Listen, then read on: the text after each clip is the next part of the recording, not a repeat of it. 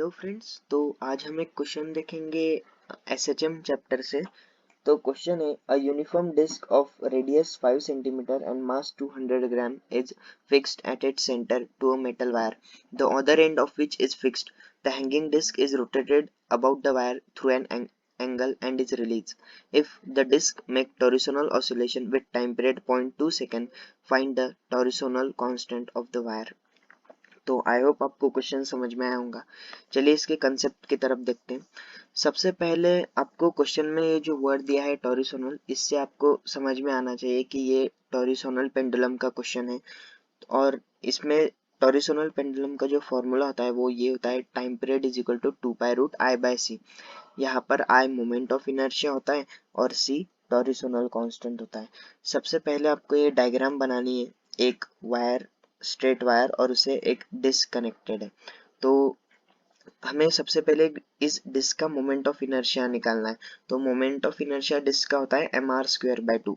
यहाँ पर हमें मास, रेडियस, ये सब सीजीएस यूनिट में दिए, तो हमें इसे एसआई यूनिट में कन्वर्ट करना है।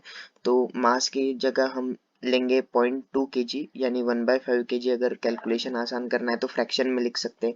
उसके बाद रेडियस दी हुई है सेंटीमीटर में, 5 सेंटीमीटर, तो इसे कन्वर्ट करना होगा। तो 5 × 10⁻⁻² मीटर।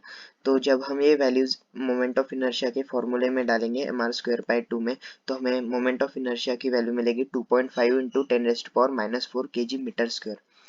फिर हम आगे की कैलकुलेशन करेंगे। इस फॉर्मूले को थोड़ा सा मॉडिफाई करके लिखेंगे। तो यहाँ से c की वैल्यू आती है 4π² × I/t²।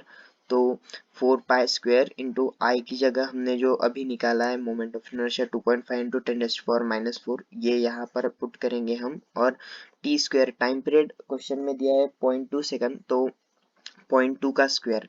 तो ये जब हम कैलकुलेशन करेंगे तब टॉरिसोनल कांस्टेंट की वैल्यू आएंगी 0.25 kg metre square upon second square.